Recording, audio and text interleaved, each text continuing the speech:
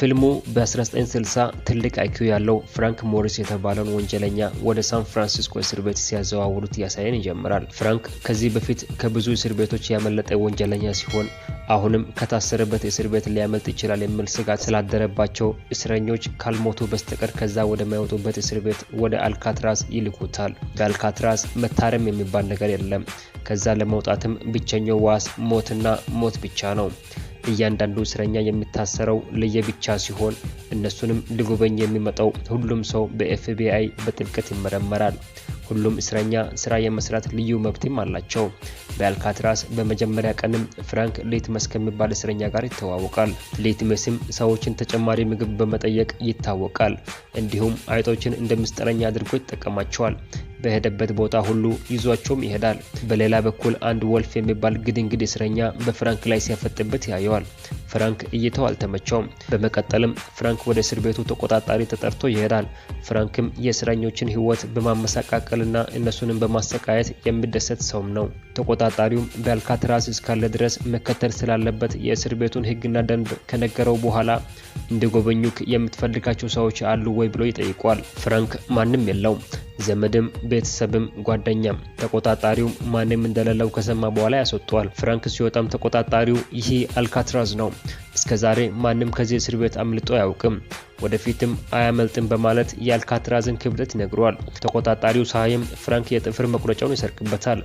ወስዶም በመጽሐፍ ቅዱስም በመጨረሻ ገጽ ላይ ይደብቋል። በቀጣይ ቀንም እስረኞች ሻወር የሚወስዱበት ቀን ነበር።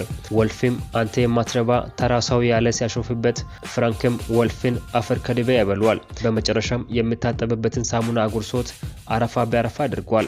በኋላም ወደ ላይብረሪ ሄዶ እንዲያግዛቸው ይላካል። ላይብረሪ ውስጥም እንግሊሽ የተባለ ሰውን ያገኛል። እሱም ራሱን ለመከላከል ስል ሁለት ሰዎችን እንደገደላቸውና ሟቾቹም ነጮች ስለነበሩ በሳቱ በነበረው አገዛዝ የማይገባው ቅጣት ተጥሎበት ወደ አልካትራዝ እንደገባም ይነግሯል። ከዛም የዛሬው የፍራንክ ስራ የሚሆነው መጽሔቶችንና ጋዜጣዎችን ለሚፈልጉት ያዞረ መስጠት ነበር። ስራውን ከጨረሰ በኋላም በእረፍት ሰዓቱ ከዶክ ጋር ይገናኛል። እሱም ድንቅ የስዕል ችሎታ ያለው ሰው ሲሆን የወደደን ሁሉ ይስላል። በሁሉም ስዕሎች ላይ አበባ ያስቀምጣል። ምን ምስጢር እንዳላቸውም አይታወቅም። ሰዓሊውንም ተሰናብቶት ወደ እንግሊሽ ይሄዳል። እሱንም ከዚህ እስር ቤት ለማምለጥ ብታሰብ እንዴት ነው ብሎ ይጠይቋል። እንግሊሽም ከዚህ በፊት እንዳንተ ተመሳሳይ ጥያቄ የጠየቁ ሰዎች በጠባቂዎች ሊያመልጡ ሲሉ ተተኩሶባቸው እንደሞቱ ይነግረዋል። ከግቢው ቢወጣም ቀዝቃዛውን ባህር ተሻግሮ ወደ የብስ መድረስ በጣም ከባድ እንደሆነም ነገረው። ከጥቂት ቀናት በኋላ በእረፍት ሰዓትም ሌትመስን ያገኘዋል። እሱም በእነሱ ክፍል በኩል ባለው ጣራ ላይ የአየር ማስገቢያ ቀዳዳ እንዳለ ነግሮት፣ ነገር ግን ወደዛ ቀዳዳ የሚያደርስ መንገድ ማግኘት በጣም ከባድ እንደሆነ ይነግረዋል። እያወሩ ሳለም ወልፍ ጩቤ ይዞ ወደ ፍራንክ ይመጣል። እድሜ ለዶክ ቀድሞ ስላስጠነቀቀው ፍራንክም በሚገባ ራሱን መከላከል ችሏል። ብዙም ሳይቆይ ፖሊሶች ይመጡና ሁለቱንም ከሰው እንዳይገናኙ ይቆልፉባቸዋል። ከቀናት በኋላም ፍራንክ ከክፍሉ ይለቀቃል። ወልፍ ግን ረዘም ላለ ጊዜ ታስሮ ቆይቶ ነበር። ፍራንክም ከሱ ጎን ካለው እስረኛ ከቻርሊ ቡቲስ ጋር ይተዋወቃል። በእረፍት ሰዓትም ፍራንክ ቻርሊን ከሌሎች ጓደኞቹ ጋር ያስተዋውቃቸዋል። ይህ በእንዲህ እንዳለ ተቆጣጣሪው ወደ እስረኞች ክፍል በመሄድ ሁሉም ነገር በሚፈለገው ልክ እየሄደ እንደሆነ ለማየት ይሄዳል። በዛ ሰዓትም በዶክ ክፍል በኩል ሲያልፍ የራሱን ስዕል ይመለከታል። ቁጭ ራሱ ነው። ከዛም የምስኪኑን የዶክ ስዕሎችን እስከ መጨረሻው አስወገዳቸው። ዶክም ይህን ባየ ጊዜ እጅግም አዘነ። በሌላ በኩል ፍራንክ በእስረኞች እንጨት ስራ ውስጥም እንዲሰራ ተመድቧል። ዶክም እዛ ነበር። እናም በመጥረቢያ እጁ ይቆረጣል። ለቀናት ፊቱ ትክክል ያልሆነውን ዶክን አይቶት ፍራንክ ግራ ገብቶታል። በምሳ ሰዓትም አንድ ደስ የሚል ነገር ይሰማል። እሱም ጆንና ክላረንስ አንግልን ወደ አልካትራዝ እንደሚዘዋወሩ ይሰማል። ሁለቱንም ከዚህ በፊት ያውቋቸዋል። የት እንደሚያውቃቸው ገምቱ። ጥሩ ጊዜ ያልነበረው ፍራንክም ድንገት በግድግዳ በኩል በመቆፈር ማለፍ ይቻል እንደሆነ ይሞክራል። በሰረቀው ጥፍር መቁረጫም መቦርቦር ይጀምራል። ቦርብሮ ያወጣቸው ፍርስራሾችንም በሚገባ አስወግዷቸዋል። የተሰራበት ኮንክሪትም ጠንካራ ባለመሆኑ የፍራንክን የማምለጥ ተስፋ ያለመለመ ይመስላል። በቀጣይ ሳምንትም የጎብኚዎች ሳምንት ነበር። ሁለቱም የፍራንክ ጓደኞች የመጡትን ጎብኚዎችን በማግኘት በውጪው ዓለም ያለውን መረጃ እየሰሙ ነበር። የእንግሊሽ ልጅ አግብታለች። የቻርሊ ጎብኚ ሚስቱ ስትሆን የቻርሊ እናትም በጠና እንደታመመች የነገረችው ከመሞቴ በፊት ጎብኘኝ እንዳለችውም ትነግሯለች። የዛን ቀንም ቻርሊ ወደ ፍራንክ ፍራንክ መጥቶ ምንም አይነት ዋጋ ቢያስከፍልም ከዚህ እስር ቤት ማምለጥ ይፈልጋሉ ይሏል። በእራት ሰዓትም ሲገናኙ ፍራንክ የደረሰበትን ለቡድኑ ማብራራት ይጀምራል። እነሱ ያሉበት ብሎክ ኮንክሪቱም ሆነ ብረቱ በእርጥበታማ አየር የበሰበሱ ስለሆነ ለቁፋሮ ብዙ ጊዜ እንደማይወስድባቸው የነገራቸው ቦታውንም በጋዜጣ በመሸፈን የውሸት ግድግዳ በመስራት እንዲሁም ፍራንክ በእስር ቤት ባንድ ስለሚሰራ አኮርዲዮን በማምጣት ሲቆፍሩ የሚወጣውን ድምጽ በመሸፈን ወደ ጣሪያው የመውጣት እድል እንዳላቸውና ካርቶኖችን ከላይብረሪ በማምጣት በሰው ጭንቅላት ልክ በመስፋት የተኙ ለማስመሰልና እስከ ጠዋት ጥበቃዎቹ ሳይነቁ ማምለጥ እንደሚችሉ ይነጋገራሉ። የአንግልን ወንድማማቾች በፀጉር ቤት ስለሚሰሩ ፀጉርና የዝናብ ኮት እንዲያመጡ ይነግራቸዋል። የዝናብ ኮቱንም እንደ መሸጋገሪያ ጀልባ ለመስራት ነበር። አሁንም የቡድኑ የማምለጥ ተስፋ የለመለመ ይመስላል። በቀጣዮች ጥቂት ቀናትም ፍራንክ ቁፋሩን ተያይዞታል። በሌላ በኩል ቻርሊ አይኖችን በበሩ ላይ በመትከል ጥበቃዎችን ያያቸዋል። ይሁን እንጂ የፍራንክ ጥፍር መቁረጫ ብዙም ሊያሰራው አልቻለም። ካፌ ውስጥም የአንግልን ወንድማማቾች ጥበቃውን በወሬ ሲይዙት አንድ ማንኪያ መስረቅ ችሏል። ከቀናት በኋላም ሌትመስን ካፌ ውስጥ ያገኘዋል። እሱም 15 ሳንቲሞች እንዳለው ነግሮት በ15 ቁርስ ከቀየርከኝ እሰጣለሁ ይሏል። ፍራንክም በዚህ ይስማማል። ፍራንክም ወደ ክፍሉ ከመጣ በኋላ ብዙ ክብሪቶችን ሰብስቦ ሳንቲሞችንም በሱ ካቀለጠ በኋላ የጥፍር መቁረጫውን ከማንኪያው ጋር በመበየድ ጥሩ መሮ ይሰራል። አሁን እንደ ልብ መቆፈር ይችላል። እድሜ ለቻርሊ ተቆጣጣሪው በሚመጣበት ጊዜም ወደ አልጋው በፍጥነት ይመለሳል። ለብዙ ቀናት ከቆፈረ በኋላ ኮንክሪቱን ጨርሶ ወደ ብረት መዝጊያው ጋር ይደርሳል። ይህንን ደግሞ በእጅ መስራት ባለመቻሉ ወደ እንጨት ስራ ክፍል በመሄድ ሽብልቅ ይሰራል። ሽብልቁም ሜታል ዲቴክተር ስለነበረው በቀላል ማሳለፍ እንደማይቻል ገብቶታል። እናም ከጥበቃዎች ለማሳለፍ ከውስጥ ሲወጣ በግልጽ እንዲታይም ያደርጋል። በሩ ላይ ጥበቃዎችም ይዙታል። ለምንድነው የሰራው ተብሎ ሲጠየቅም ልብስ ሊሰቅልበት ነው ይላቸዋል። እነሱም ፈተሹት። በኬሱ ውስጥም ምንም አልተገኘም። አላመኑትም። እናም ይወስዱበታል። ነገር ግን ቆቁ ፍራንክ አንድ ተጨማሪ በጫማው ውስጥ ደብቆም ስለነበረ ወደ ክፍሉ ይዞት ይመለሳል። ፍራንክም ብረቱን በመጨረሻ ማውጣት ችሏል። የአንግሊን ወንድማማቾችም ቁፋሮቹን ቀጥሏል። በተጨማሪም ከጋዜጣና ከወረቀት የሰው ጭንቅላት በማስመሰል ይሰራሉ።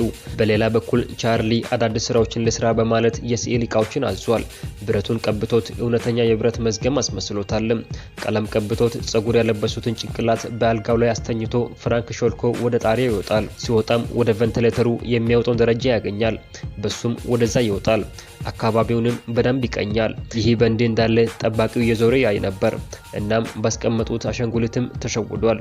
ነገር ግን ባለመንቀሳቀሱ ግራ ስለተጋባ ተመልሶ በመምጣት የያዘውን ዱላ በመጣል ድምጽ ይፈጥራል። ፍራንክ አሁንም አልተንቀሳቀሰም። ወደሱ ቀረብ ስልም ፍራንክ አጠራጣሪ ነገሮችን በሙሉ አስወግዶ በምን ፍጥነት እንደተመለሰ ሳይታወቅ በመኝታው ላይ ተኝቶ ያገኘዋል። በሚቀጥለው ቀንም ፍራንክ የደረሰበትን ነግሯቸው እነሱም ምን ላይ እንደደረሱ ይጠይቃቸዋል። ወንድማማቾቹ የተሰጣቸውን ስራ ጨርሰዋል። ነገር ግን ቻርሊ ወደኋላ ቀርቷል። የዛን ቀን ምሽትም የዝናብ ኮት ከልብስ ስቶሬጅ ሰርቀው ወደ ደበቁበት ኮሪደሩ ጋር ይሄዳሉ። ፍራንክም በጆን ትከሻ ላይ በመቆም የሚያመልጡበትን ይመለከታል እና በመውጫ በኩል ያለው የአየር ማስገቢያ በቀላል ዕቃ እንደማይፈታ አውቋል። በሚቀጥለው ቀንም ፍራንክና ጓደኞቹ ወደ ባንድ በመሄድ ይለማመዳሉ። ፍራንክም ሌትመስን እዛው አግኝቶት የተወሰነ ሽቦና ድሪል እንዲሰጠውም ይጠይቋል። ሌትመስም ካወቁበት ለረጅም ጊዜ ለብቻው እንደሚያስሩት ነግሮት ቢያቅማማም ፍራንክ ግን ሙሉ የነን ምግብ ትበላለህ ስለው የሆድ ነገር የማይሆነው ሌትመስም ይስማማል። ፍራንክም የጠረጴዛ ቬንቲሌተር ከአኮርዲዮን ጋር በመስረቅ ያስገባል። ከዶክ ከሰረቁት ስክሪፕቶ ባትሪ ጋር አሁን የሚያስፈልጋቸው እቃዎች በሙሉ ተሰብስበዋል። በቀጣይ ቀንም ፍራንክና ጆን ወደ ኮሪደሩ በመሄድ የመጨረሻውን የማምለጫ መተላለፊያ በመስራት የማምለጣቸውን ሀሳብ እውን ወደ ማድረግ ይደርሳሉ። በሚቀጥለው ቀንም ተገናኝቶ ሲያወሩ ቻርሊ የሰራው ፌክ ግድግዳ እንደፈረሰ ሲነግራቸው ጆን ደግሞ ጀልባው ለማክሰኞ ማታ እንደሚደርስ ይነግራቸዋል። ይሄም ማለት ከማይታሰበው ከአልካትራዝ የሚያመልጡበት ቀን ማክሰኞ ማታ ይሆናል። በአንድ ቀን ጠዋትም ፍራንክ ዶክ ጥሎት የሄደውን አበባ ወደ ምግብ ጠረጴዛቸው ይዞት ይመጣል። ይሄም ሌትመስን ወደ ኋላ ተመልሶ ከዶክ ጋር የነበራቸውን ጥሩ ጊዜ እንዲያስታውስ ስላደረገው ደስ አለው። ያኔ ዛፉን አብሮ ስለተከሉም ጭምር። በዚህ ሰዓትም ተቆጣጣሪው ይመጣና አበባውን እንዳልነበር ያደርገዋል። በዚህም ሊትመስ በጣም ይናደዳል። ከተቆጣጣሪው ጋር ሊጣላ ይነሳል። ሊትመስም የልብ በሽታ ስለነበረበት እዛው ይሞታል። ተቆጣጣሪውም በሌላ ነገር ስለተጠራጠረ ክፍሉን ያስፈትሻል። ምንም አልተገኘበትም። የነ ፍራንክም ሲፈተሽ ያንን ትልቅ ቀዳዳ ያገኛሉ። በዚህም የፍራንክን ክፍል ማክሰኞ ጠዋት ለመቀየር ይወስናሉ። እነ ፍራንክም ወልፍ ሊገላኝ ስለሚፈልግ እየቆፈረው ነው በማለት በወልፍ ላይ ያሰሩበታል። የነሱም የማክሰኞ ምሽት እቅድ በመበላሸቱ የሚያመልጡበትን ቀን ወደ ሰኞ ምሽት ይቀይራሉ። በምሽትም ቡድኑን ለማምለጥ ይዘጋጃሉ። ፍራንክና የአንግልን ወንድማማቾች ጠባቂዎችን ቀደም ብሎ በሰሩት አርቲፊሻል ራስ ቅል በአልጋው ላይ አስተኝቶ ወደ ኮሪደሩ ይወጣሉ። የቻርሊ የማምለጥ ወኔው ወርዶ መሬት ነክቷል። ቻርሊን ፈርቶ ሌሎቹ ሲያመልጡ እሱ በክፍሉ ውስጥ በፍርሃት ይንቀጠቀጣል። በሌላ በኩል ፍራንክ ከዝናብ ልብስ የሰሩትን ጀልባ በቬንቲሌተሩ በኩል ወደ ጣሪያው ያወጡታል። በጣሪያው ላይ ሙቭመንትና ሳውንድ ዲቴክት የሚያደርግ እንዲሁም የሚጮህ አላርም ስለተከተመ በጥንቃቄ ሲሸሹ እንመለከታለን። በጥንቃቄም አላርሙን ካለፉት በኋላ በፓይፑ በኩል ወደ አጥሩ ይደርሳሉ። አንድ በአንድም አጥሩን ዘሎ ያልፋሉ። አሁን በሚገባ ከእስር ቤት ቅጥር ግቢ ውስጥ ወጥቷልም። ጀልባቸውንም በራሳቸው ነፍቶ አየር ከሞሉት በኋላ ቻውቻው የማትደፈረው አልካትራስ ያሉት ቀዝቃዛውን ባህር መቅዘፍ ይጀምራሉ። በሚቀጥለው ቀን ጠዋትም እንደተለመደው ተቆጣጣሪ ፖሊሶች የእስረኞችን ቆጠራ ያካሂዳሉ። ከቆጠራው በኋላም 3 እስረኞች የሉም፣ የገቡበትም አይታወቅም። ይህንንም ተከትሎ ከባድ ፍተሻ ወዲያውኑ ይጀመራል። በእስር ቤትም ከእስር ቤት ውጪ ባሉ ደሴቶችም። በኋላም ባደረጉት ዳሰሳ የነሱን የግል ማስታወሻ ከውሃው ላይ ተንሳፎ ያገኙታል። እነ ፍራንክም በውሃ ውስጥ የሞቱ ለማስመሰል ያደረጉት ትሪክ ነበር። አንድ ፖሊስም ከውሃው ዳርቻ አንድ አበባ ያገኛል። ያገኘውም በካፌ ውስጥ ሊትመስ እንዲሞት ምክንያት የሆነውን አይነት ነበር። በዚህም ፍራንክ በሰላም አምልጠናል አትፈልጉን ብሎ መልካም ምኞትን ለመግለጽ ያስቀመጠም ይመስላል። እነሱ ካመለጡ ከአንድ ዓመት በኋላም አልካትራስ እስከ ወዲኛው ይዘጋልም። ፊልሙም በዚህ ያበቃል።